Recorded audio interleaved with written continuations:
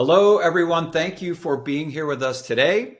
We have a special Agent Advantage webinar. This series is called Talking to the Experts Spotlight, where we will be interviewing today's top gurus, specialists on topics that real estate professionals need to know to help them achieve success. This webinar series is brought to you by the Guaranteed Rate family of companies and the Agent Advantage website. Agent Advantage is all about promoting agent excellence. My name is Kurt Klaus. Today, we are fortunate to be joined by Mark Evans, who is the author of Amazon's top-selling book, Raise Your Standards, the definitive guide to building seven-figure sales. Mark's also the founder of Standard Sales Company. And today our topics include how to help you build systems, the foundation you need to grow your sales, how to ask the right questions to build meaningful relationships, and how to create your own sales empire in 2022. I think Mark's book is relevant to new salespeople as well as the experienced entrepreneurs who want to, get their income level up. I got into Mark's book a little on a flight last week, and I thought it was the perfect topic, perfect content to share with you, our real estate audience. And it's a good mix of business skills and personal development, and it describes a new way of selling, as Mark puts it, with four kind of clear standards you can follow to increase your income, change your perspective on business. Those four standards simplified to mindset, prep work, selling, and follow-up.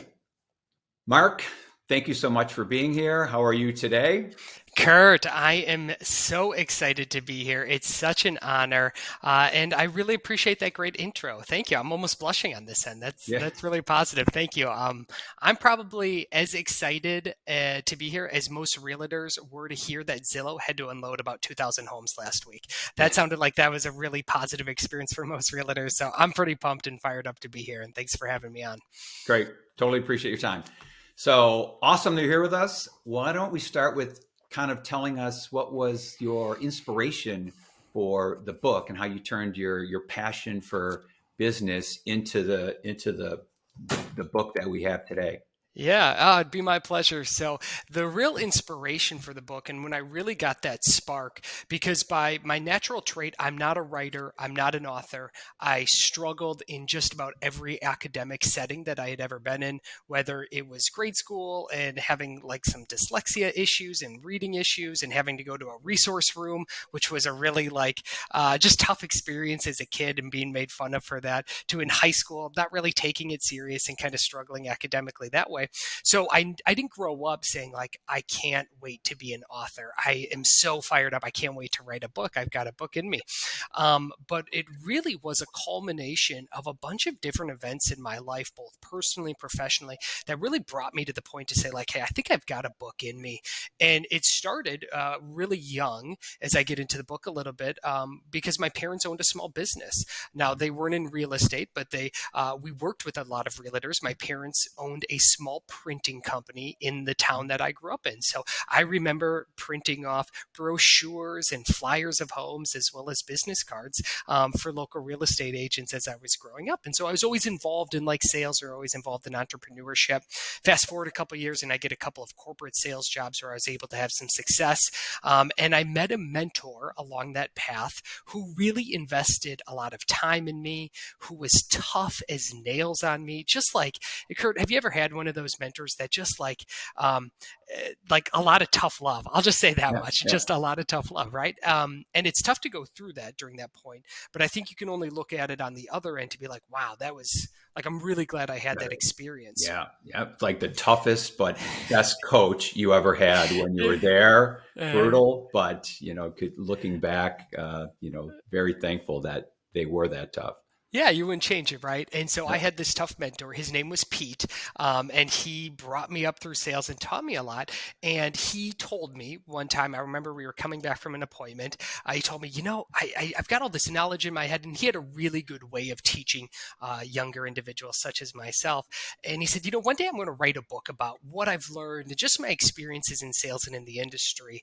And about 6 months later, he was diagnosed with stage 4 cancer in his kidneys and his pancreas. And Pete fought courageously and held on for about a year or so and ultimately passed away far too early before his time. And I just always remembered that. I remember him saying, like, I'm going to pass this on. I want to transfer that knowledge. And that's kind of where that first spark. I remember I was at his funeral and just thinking, there's got to be a way I can honor this man who gave so much to me. And that's where one of the first real sparks for, hey, I'm going to write this book. And so fast forward, some more experience and things like that. I started actually writing the process down and writing how I was working with companies and how we were able to take a company from just 5 salespeople to 75 salespeople in about 15 months or so, and how we were able to increase revenues and really build these robust sales systems at other companies. And I had to just sit down and pound that book out for a solid year or so, and that's what you see today. No magic there, just a lot of hard work and a lot of edits, a lot of spell checking. Yeah, nice, great. Well, you had the early real estate marketing background too. If you were creating things back then, but Yeah. yeah, well, it started like you started with setting that goal, kind of laying the foundation, but implementing your strategy, just like you advise to all of your readers in your book. So maybe start with telling us what you, the real estate agent, should include in their business strategy now that we're all sitting down and kind of thinking about what we're going to do next year. Yeah, that is such a great question, Kurt. And I think there's a lot of different ways that we could go with it. And, before I jump into like what you can kind of do to start planning for 2022, I read a report preparing for this interview that the median income for realtors, and Kurt, correct me if I'm wrong, I thought I read that for medium income for realtors for under 2 years of experience is something like less than $10,000 a year. Does Yeah, that sound right? yeah, yeah, exactly. I was really heartbroken when I read that because I realized that like a lot of people put a ton of effort and a ton of time into that. And how I kind of take that, right? And I've had various real estate experiences, both in the buying end as well as some other friends I have. And one of the things that I noticed in a couple of cases with individuals that I know, and maybe you've heard this. Have you ever heard this, Kurt, where some people live the same year 40 times in a row and call it a life? Have you heard that? Yeah, Groundhog's Day. Yeah, Yeah, Groundhog's Day, yeah. right? They never really grow, they never really advance. And I think Change. that's, yeah. And I think some business people, and especially some realtors, are kind of the same way, right? They're taking that same approach that maybe they took 5 years or 7 years ago, and they're not changing it, they're not altering it, right? They're approaching their marketing, their competition, their sales strategy pretty much the same ways they did last year. Maybe it's the way before they did that year, maybe some slight tweaks, but they're not making any real fundamental changes, and they're getting that same result and probably wondering, well, why the heck are they getting that same result? So I think right now is a great time to start looking and reflecting, because 2021 was a wild year for real estate. Some people had massively successful years. Some people are probably just new getting into the industry as a gold rush will happen. And so now's the time to really start looking at, all right, what are you going to do in 2022 to make that change? And what I like doing, and one of the first things that I like starting with, is doing something I call funnel math. And Kurt, you've probably heard a version of this, and I'm sure our listeners have heard some sort of version of this, but I think it's really important to execute during a time like this. And funnel math is really simple. All you do is you take kind of what your goal is, right? Mhm. And so, for example, right, let's say it's, hey, we want to close a home.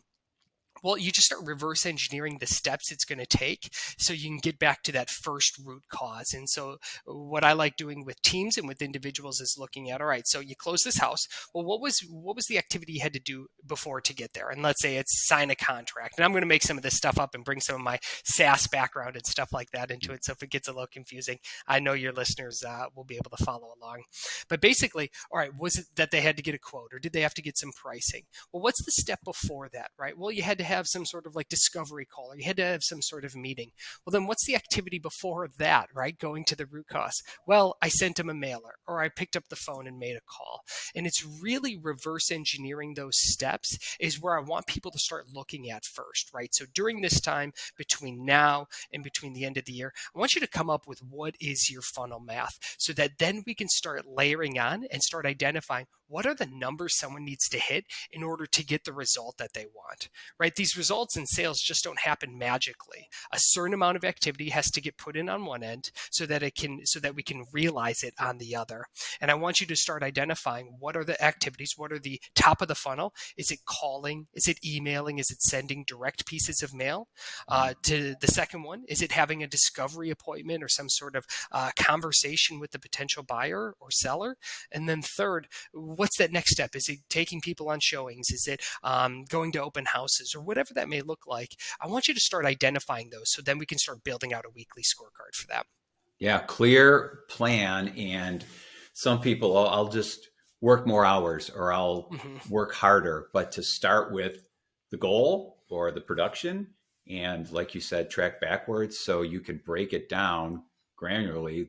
This is how many calls I need to make a day, or what activities I need to do for how long every day to achieve the goal. So yeah, because the year's really long, right? And if you think like, hey, I got to make all these sales, and this is what I had as an issue when I was young in sales of like, I've got to do all of this, and this is all the activity we've got to do over this next year. And I remember having to like pick up the phone in February, right? When like the days were short, and being in Chicago, you know what this is like, Kurt, right? Where the sun's not coming out until, like later in the day, and it's going down early. And sometimes that phone can feel like it's 200 pounds. And so lifting that up and being able to do that, right, it can seem like a really arduous task. And so that's why it's so helpful to just break it down and have that funnel math.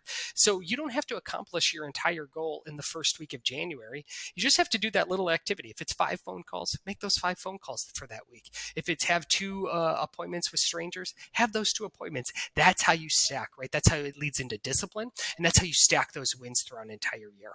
Yeah. So making the plan, making it now. And then, I always say the work is putting the plan down. The easy part is just following it once you have a strong plan to follow. And I think it makes it less intimidating too for a realtor of any level of experience to simplify it and break it down like that. Well said.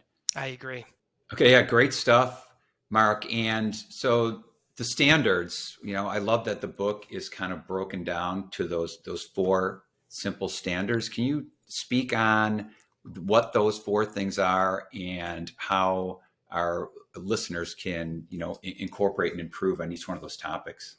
Yeah, I'd be happy to. So there's 4 standards of what I like to call sales. And so the first one is mindset. And so I think mindset is like the critical, it's the baseline, it's the foundation. And there's a couple of elements that I really like about it. Overall, inside of standard number 1, I've got 10 beliefs that I just feel are crucial to the foundation, not just for success in sales, but really in success, whether you're a parent, in a marriage, or just in life in general. And a few of my favorites are the first one is I am disciplined, right? Or discipline equals freedom. I think that sales, the big secret in the room when it comes to sales is that a lot of salespeople, they don't want to follow certain protocols or procedures. They don't want to follow a process because they feel like it takes away from their mojo or it takes away from their magic. But I really feel like following a disciplined approach, not just in your day-to-day actions, like what we talked about in the funnel math, but also all the way down to how do you handle objections? How do you propose value, right? How do you talk to your clients or to your customers or to your prospects? I think to even that, we don't have to get scripted, but I think what you can do is you can have specific talking points that you are well versed on and you are disciplined enough to bring in every conversation. Because as I've worked with sales teams, right, in some number in the upper 80s, 90s, and even closing in on 100 or so, it pulls out. I like want to pull out my non-existing hair when I go into some sort of sales conversation where we have one rep answering a objection one way, and then just two seats down, we've got another rep handling an objection, the same objection, an entirely different way, right? You could see how if I'm a caller, if I'm a prospect, and I talk to both of those individuals, I've got a totally different perspective on the company, or I'm getting a totally different buying experience. And I think realtors can apply this for themselves if they have a team, right? How are you creating discipline with your team? Does everybody on your team have a number, right? Do they have a scorecard that they should be able to hit? Are they proposing value and talking about your unique value in the marketplace, all with the same language? Does everybody have that elevator pitch dialed in so that if I met you, Kurt, at a barbecue or at someplace like that and said, "Hey, Kurt, what do you do? Could you articulate that to me?" Or if you have seven sales agents out there or seven realtors out in the world representing your company, do you get seven different responses? Because the company that shifts to that disciplined approach, right, is going to have far greater results in my mind. So that's just one of them. Right. Another one that I'm a big fan on is being enthusiastic. I think sales is really just the transfer of energy. And he or she who has the highest level of energy almost always wins. Like, 90% of the time, it works every time. So I'm just a big believer that if you have two choices, right, in purchasing, you can either purchase from a Johnny Raincloud or a Sally Wet Blanket, Right. or you can purchase from someone who's like actually happy to be there and talk to you. Yeah. Man, I mean, I don't know about you, Kurt, but I know who I'm going to every time, right? It's going to be that enthusiastic person. Yeah, and for referrals, and everyone wants to work with and spend time with someone that they trust and that they like, and that the process can be tough, but was enjoyable. Yes. So, and you said it at the beginning, not just in business, but in life, to with any relationship or anything you do, it's attitude and enthusiasm and discipline, and I think if you have those three things, and it went off when I was reading it, I think anything you do will be successful. Yeah, I'm a big believer in that as well. I've got two young daughters as well. I'm trying to pass those lessons on to it as well. So that's why I bring the parenting part up. Um, and so I'll kind of transfer into standard number two. And so standard number two is the prep work. And I think that there's so many salespeople out there that are they're trying or they're practicing at sales without actually being in sales. And so I really try to make the correlation between professional athletes and or doctors even, right, and sellers, right, and salespeople. And so many individuals, right, in the sales profession just kind of show up, right? They like, well, my shift's supposed to start at 8. I roll in at 8:30. I kind of like, I don't know, go about my day for the next, hour or two, and don't have like a set purpose in your day. Well, if you look at professional athletes, or if you look at doctors or anything like that, right, there's not this loosey-goosey attitude that we certainly seem to have adopted, or some people have adopted when it comes to sales, right? Well, I'm just going to show up and maybe we'll make some magic happen today. Like, no, that's not what the professional does, right? The professional shows up that practices, right? The professional shows up. They know exactly who they're going to be talking to. They know what their day's going to look like because they've already scripted that out, right? They know when they're going to come and start making their prospecting calls. They know when they're going to do their marketing activities. They know when, their next conversation is to push those deals forward. And that's where we need to move to with sales, because it's far too easy. Sales is one of those careers where it's far too easy to avoid doing the hard things that we necessarily don't want to do. To focus on the things that we like, right? And so when I like coach salespeople, I see this often. Everybody saves time and everybody makes time to close a deal. Like nobody is afraid to like pick up the phone and like, well, let's close this quote or let's try to close this deal. But what are most salespeople not spending time on? It's the top of the funnel stuff. It's really trying to figure out, all right, what's my marketing going to be for this next quarter, month, or year? I'm just going to reach out to these 5 people that I think are going to be a good fit for my services, right? And so we don't afford the time or maybe the freedom to do that. And so that's where I really feel that's where we can separate, right? That's where you can go from a sales wannabe to a sales pro. And the sales pro, man, they know their funnel numbers, right? They know exactly what they're going to do that day, and they bring it, and they bring it every day, just like an athlete would. Yeah, in the treating, it, working on your business instead of just working Yeah. in it and kind of being mucked up. And I call those people wheel spinners. They seem busy, but they're just not, Yeah. organized and focused on the activities, and the results kind of follow. And then keeping score. You mentioned that in your book, like not only knowing and identifying those activities, but kind of auditing and knowing what the results are. Yeah, definitely. Oh, I so like that, Kurt. Yeah. One of my least favorite things is when I ask someone, like, hey, how are you doing? And they're like, really busy. Like, I'm busy. Like, well, what the hell does that even mean, Kurt? Like, you're busy, great. Like, so are a lot of people. Like, is that impactful, right? Like, that gives me no value. That gives me zero understanding of like what's actually going on in your business. And so, change that from, well, I'm really busy, to I'm really productive, right? I don't, like you said before, I could care less about the methods. Give me the results, baby. Like, show me the scorecard at the end of the day, because that's just, busy is not where it's at. It's results, and you got to be Okay, results driven. great. And next standard, I want to cover all four of these before you move on to the next thing. Yeah, of course. So standard number three is selling. And so I really break that down into four main parts when it comes to the actual selling. So this is how you can have a good conversation. This is how you can even think about it from almost like a marketing term or a marketing perspective. And this works in very formal sales kind of conversations, maybe more informal, like what a lot of our listeners may be in. And and I wrote these down to try to establish a framework so that I could follow, right? So this is a tool that I use, and it's a really simple one. It's from, hundreds, if not thousands of sales calls that I've been on. And the first part of that process is building rapport, right? Actually connecting with someone. Where are they from? What do they like to do? Who are they besides just a prospect or a potential customer for you? And number two, and I think that this is a really hidden skill that a lot of salespeople need to improve on, and that's asking questions.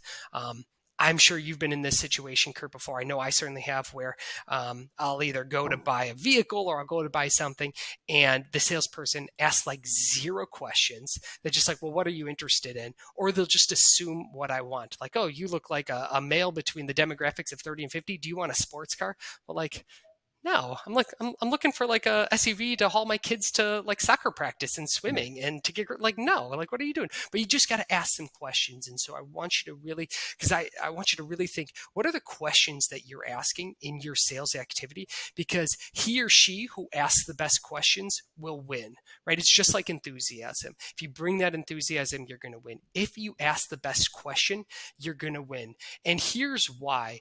I think that by demonstrating and asking really good questions, you automatically signal to your prospect that you have the answer. Right, Kurt? If I can ask you questions that people have said, like, wow, no one's ever made me think like that, or you unearth some things that, wow, I never really thought of before, I automatically think, well, gosh, if he's asking these questions, I bet Kurt has this answer. Yeah. Yeah, yeah, yeah, yeah, And yeah. that's where you want to be, right? That's how you move from just another salesperson to a trusted advisor. The number three part is speaking to answers. So taking all that information, this is really like your pitch, right? And so you don't just show up and throw up over someone's shoes with your canned pitch, but you take what you learned in that last part after you asked questions, you apply it to their unique situation, and then you deliver it to them. And then you just create a win-win. And in my mind, win-win can be either, yeah, they're closing and they're agreeing to move forward with you on whatever that looks like, or the prospect is just agreeing to move forward and take the next right step with you. So often it's not this like one call close situation that we're in, but do they agree to, I don't know, come to an open house? Do they agree to check out your marketing? Or do they agree to read such and such article? Can all be a close. And all of that little energy that can add up, right, can ultimately lead to getting you new customers. Right. And And then then last, follow up is key. yeah, follow up is king, right? Yeah, be creative, be consistent, follow up. This is where I think a lot of companies, a lot of realtors could really improve on. How are you following up with the people that are coming into your sphere? There's so many ways to do so. There's so many technologies, but at the end of the day, all you got to do is just be consistent. And I can almost guarantee that that will bring a massive impact into your business. Yeah, and thanks for the breakdown on those four standards. I think if anyone, as a takeaway, improves on each of those four things, very very different things from mindset to the actual work, it's success will follow. And Awesome. now knowing the things to do, and there's only so many hours in a day. We're talking about business and time blocking, but Hmm. how can maybe share with our agents how one can scale their efforts? Creating teams is a big trend now with real estate Hmm. agents, or things you can do individually to really scale your business and get to the next level, hit the numbers that you talk about. Yeah, I really like that. And I think that it's a smart move for those that are looking to not just have a high paying job, but to really embrace that entrepreneurial lifestyle and build an actual business. So I feel a lot of realtors probably couldn't pass what I like to call the Corona truck test. And basically the Corona truck test is, if you got hit by a Corona truck tomorrow, could you sell your business, right? Or could your business move on and move forward without you? And for the most part, a lot of people cannot, right? They're just not in a position where they've systematized, they've processed, they've brought the right people into the organization to actually have more than just them in a high paying career. And it's totally okay if you're working on this, and it's totally okay if you're not there yet. But I just want you to see what is possible, right? You look at some of the major players in the industry, they've been able to do this in relatively short time, right? This isn't something that's totally impossible. So I think if you're really looking to scale your agency, if you're really looking to scale as a realtor, the first place that I would really recommend going is start with just a simple sales playbook, right? What are the elements of you and your organization that separate you from your competition? And then what are the actual processes, right? What are the SOPs? What are the procedures that you should actually, that you would actually want to pass on to other individuals? Right. I think the easiest way for your agents here is to stop recreating the wheel every time they conduct a transaction, but to actually start looking at, all right, well, how can I systematize this? How can I process this? There's tons of technologies and there's software out there, but there's so many times where they're doing they're doing something for the first time every single time, right? Where it's like, well, this is how I just do this, and that, right, that's going to lead to a road to nowhere, basically. So I would start there, right? Start with just a simple sales playbook. Get some of those elements down, like your pitch, right? Some of your processes and procedures all in one simple area, so that then you can start identifying, all right, well, where and how can I push this off to somebody else potentially? Or who can I bring in that can help and assist me with these? And I've seen realtors go from having just and being an army of one to start to slowly scale their own organization just from doing this. An example is a realtor client I had where he was doing all the things, right? He was chief bottle washer, ditch digger, you name it, right? He was doing all the things for all the people.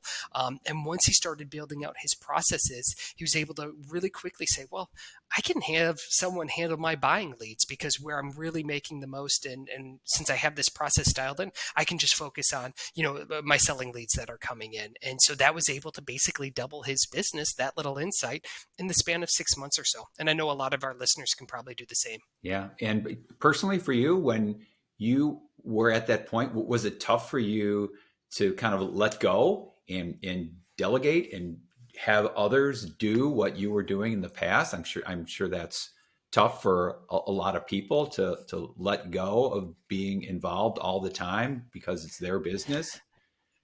Heck yeah, Kurt. It's a constant struggle. I'm a control Yeah. freak, baby. Like as many that's probably listening today, right? I want to have control of it. But I read something, I forget who it's from, but they basically said, hey, if you can have someone else do 80% of what you would have done, right? Maybe it's not perfect. It's not exactly how you do it, but if it's 80%, then you have to pass that off, right?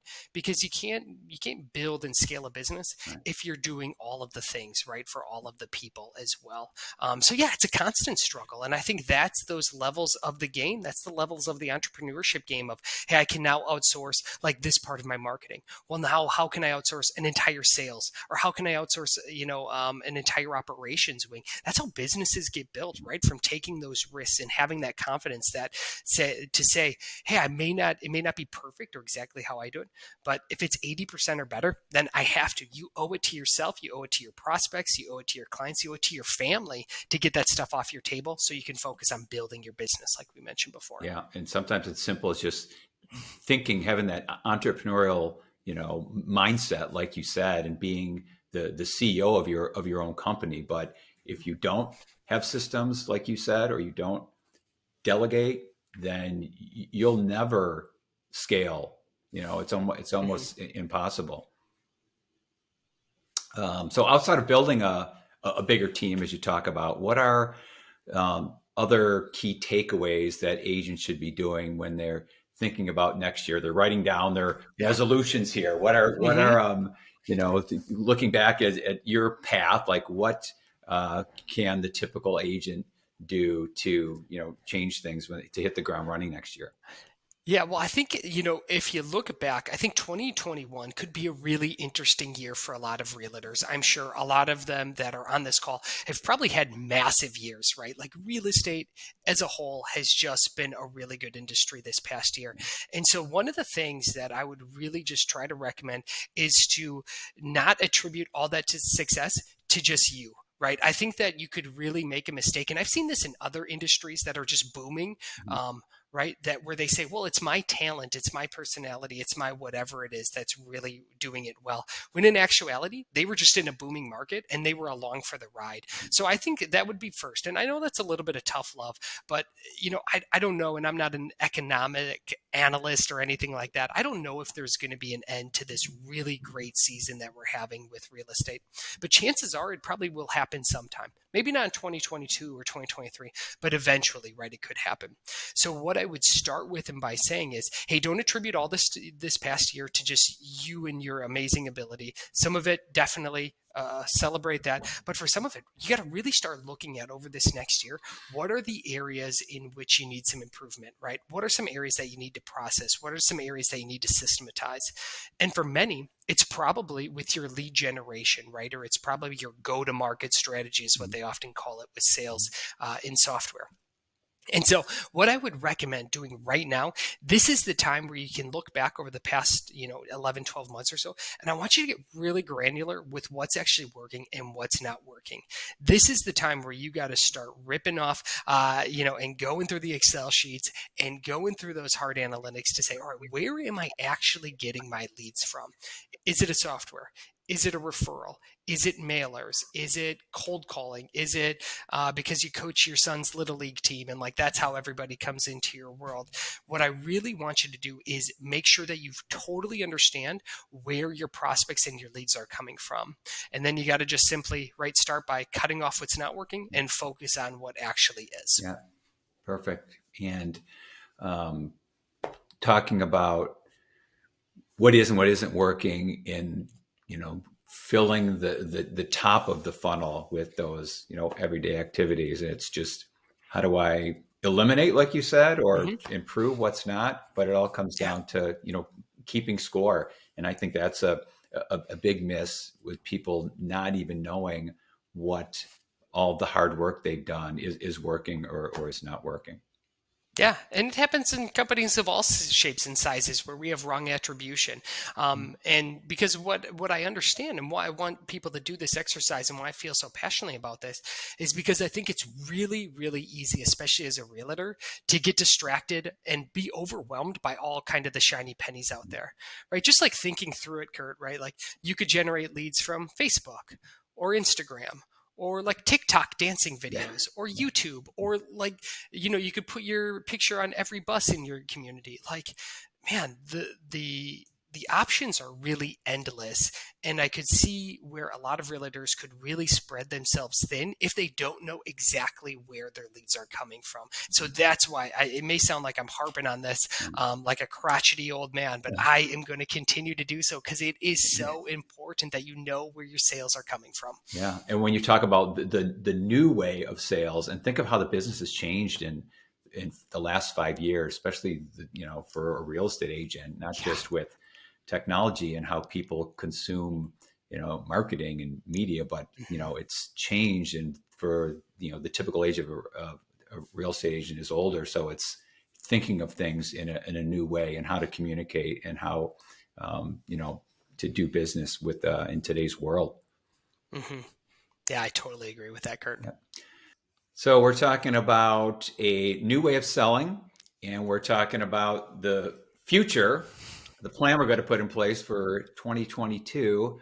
So, Mark, maybe speak on in today's world, how to communicate with and keep in touch with clients that you've done business with in the past for future referral business. Yeah, I'd be happy to. And I think the first thing I want to start by saying is like people are busy, right? Kurt, how many emails would you say you get in a day? Yeah, hundreds. Hundreds, right? Hundreds. And I bet, that's not including text messages. It's not including like Slack messages or social messages and everything, right? We are bombarded more than ever before by marketing messages and marketing signals.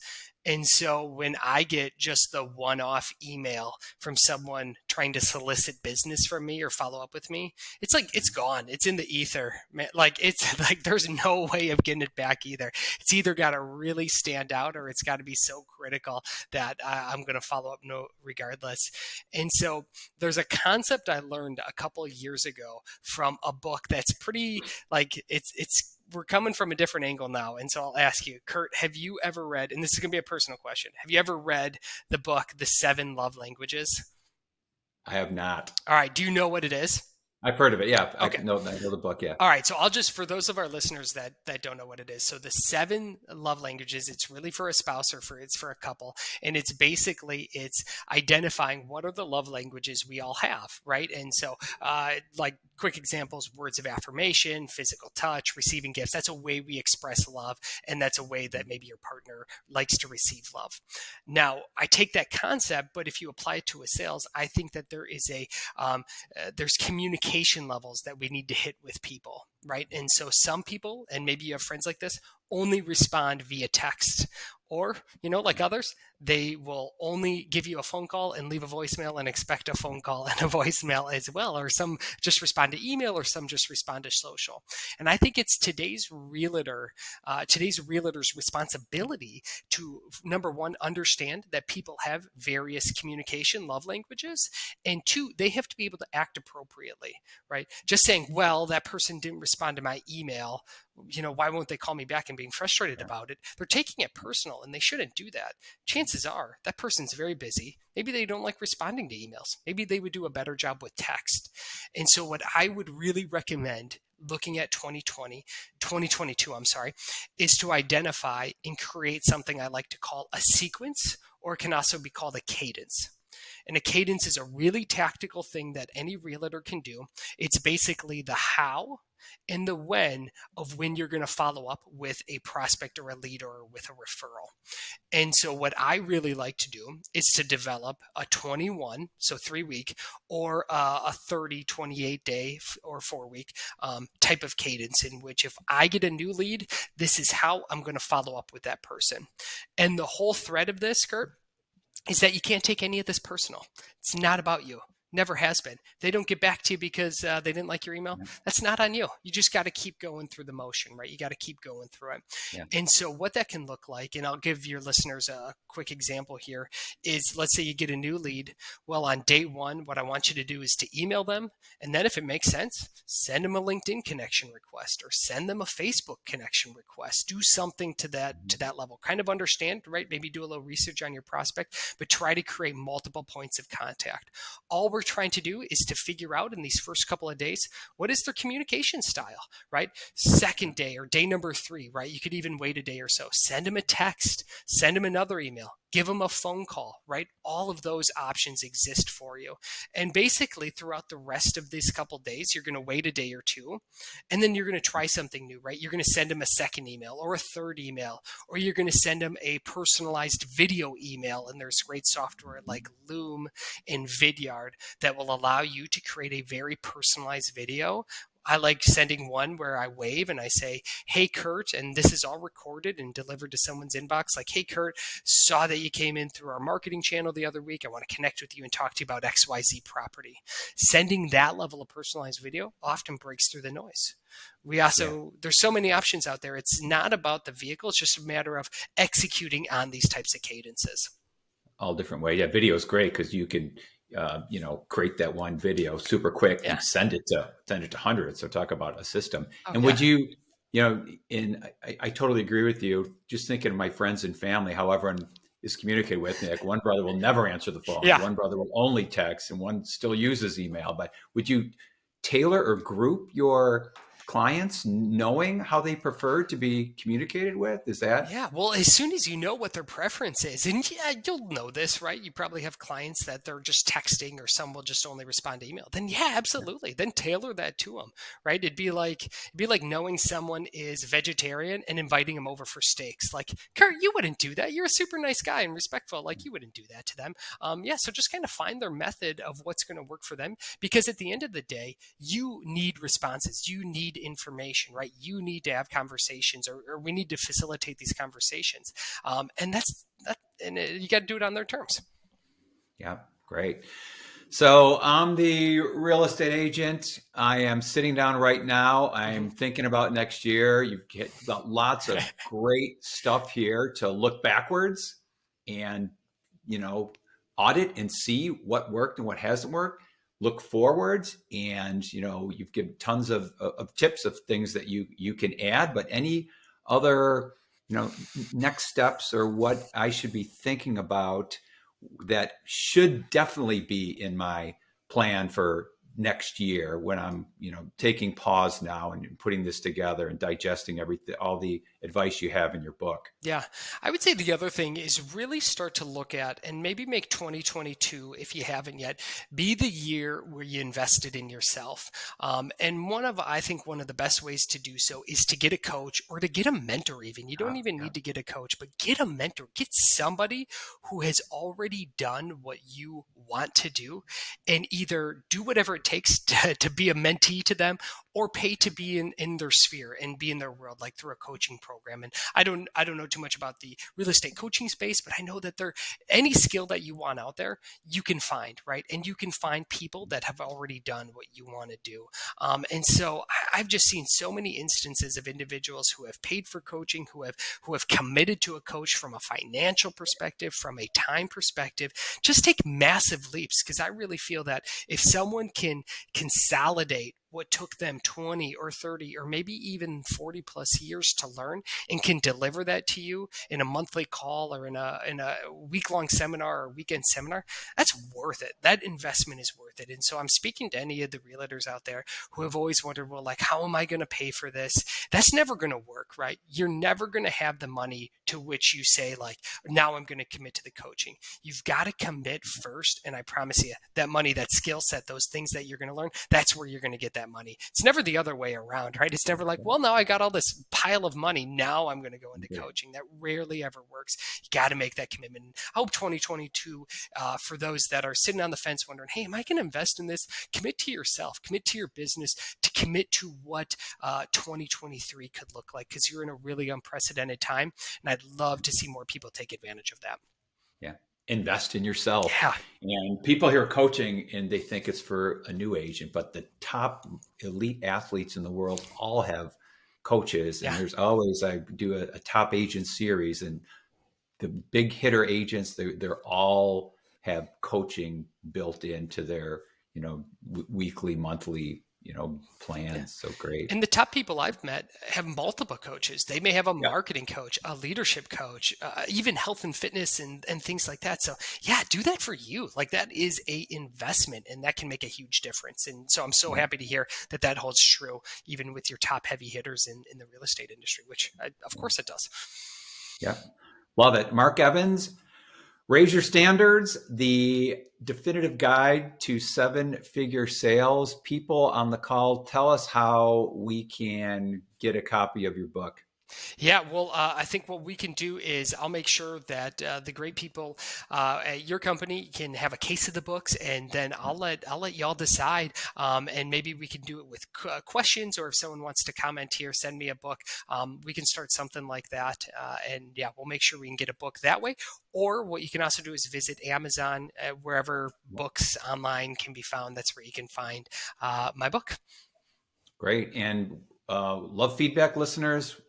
You can contact us at agents@rate.com. Maybe we'll add it to the screen, and you can. We'd love to hear from you, and if you need any help knowing more about Mark and what he does. So, any finishing words of advice here, Mark, before we look towards 2022. I can't believe it's 2022. It's wild.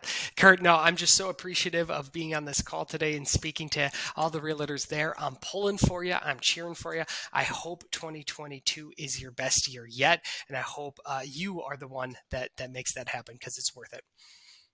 Love it. Great stuff. Appreciate your time, Mark. Loved having you on, and really enjoyed the book. And again, these webinars are brought to you by the Agent Advantage website. Agent Advantage is no cost. It is coaching and marketing and all of our technology in one place. It is designed to help you, the real estate agent, grow your business, save time, look good to your clients. If you are not part of Agent Advantage, you can go to agents.rate.com to create your own account. We also have a new Agent Advantage Insider Facebook page.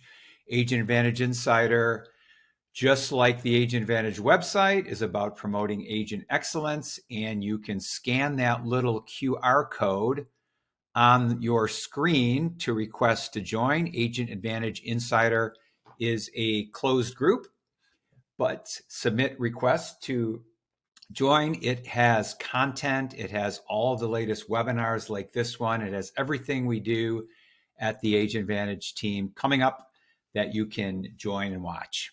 And our next Agent Advantage webinar for December, we will be bringing on the head trainer from Total Expert, Bill Lage, and he will be showing you how to use the Total Expert marketing platform that is part of Agent Advantage. So Wednesday, December 8th at 3 p.m. Central, webinar titled Everything You Need to Know to Crush It in 2022. Get ready for next year. And that webinar live, you can ask questions. We'll cover all of the Total Expert tools to help you market. Thank you, everyone, for being here, for being with us. Hope you join us for another Agent Advantage webinar on behalf of the Agent Advantage team of Mark Evans and everyone at the Guaranteed Rate family of companies. I'm Kurt Klaus. Have a great day.